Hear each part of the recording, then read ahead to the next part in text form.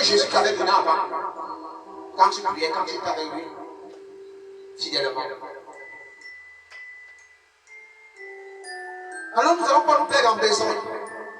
Le diable va donc utiliser, exploiter la convoitise de la femme, va vouloir se découdre des lois de Dieu, vivre dans le libertinage. Va donc dire à la femme, est-ce que tu sais que si vous mangez les fruits de l'arbre interdits, vous serez aussi des dieux, comme ce Dieu-là. Et vous ne serez plus dépendant de lui. Et la femme va reprendre.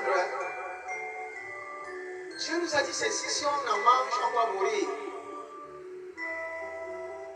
Et le diable va continuer à la convaincre. Oui, mais vous serez comme lui. Vous voyez comment le diable, la femme veut le coincer avec la parole. Mais le problème, c'est que dans le cœur de la femme, il y a l'envie de se débarrasser de Dieu. Alors, il dit que quand elle émet la parole, elle n'est pas avec Dieu. Elle attend juste que le diable place le bon mot pour rejoindre le diable à son côté. Ah, pourquoi? Le diable va retoquer, disant lui-même, c'est vrai comme Dieu, connaissant le bien et le mal. Elle va dire, ok, donne-moi. Elle va manger. Comme elle savait qu'elle avait le pouvoir sur son mari l'aimait beaucoup. Elle ira donc auprès de son mari Adam et elle va donner à Adam. Adam va tomber parce que il avait déjà enlevé aussi Dieu au centre de son cœur. Voilà pourquoi Dieu testait Abraham lorsqu'Isaac est venu au monde. Il a dit à Abraham, va me sacrifier Isaac que tu aimes. Car le premier homme est tombé parce qu'il avait donné. Là pourquoi Dieu nous teste toujours. Quand je commence à inventer quelque chose, beaucoup, Dieu va soit frapper cette chose pour détruire. Car il a peur que cette chose te sépare de lui. Car il sait, si tu te sépares de lui, tu vas mourir éternellement. Alors, Adam a oublié que c'est Dieu qui l'avait donné la femme.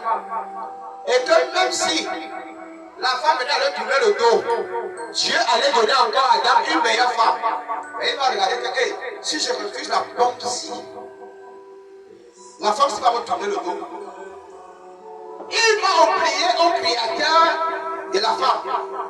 Et il va écouter la créature. Parce qu'il avait peur de perdre la créature. Qu'est-ce que tu as envie? Tu as peur de perdre.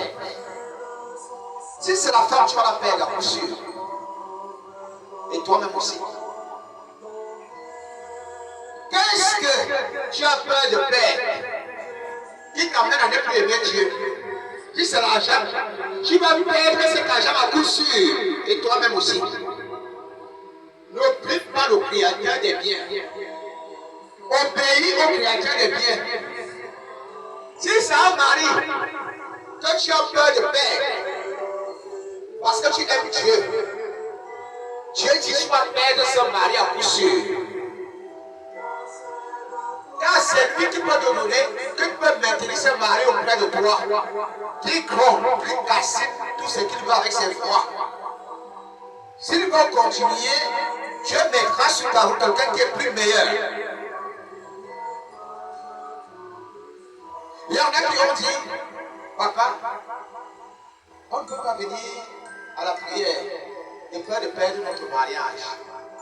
Ces femmes sont... Je les pose cette question. Femmes, où sont partis vos maris? Ils vous ont accompagné là-dedans? Non.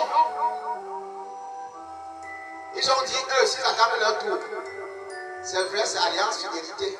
Mais la fidélité là, à la tombe là, on n'est pas là-bas. On va un peu d'abord finir.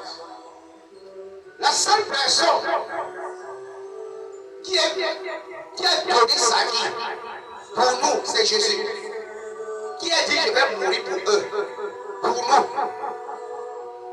Les alliances humaines, quand une personne tombe, l'autre profite pour s'enjailler.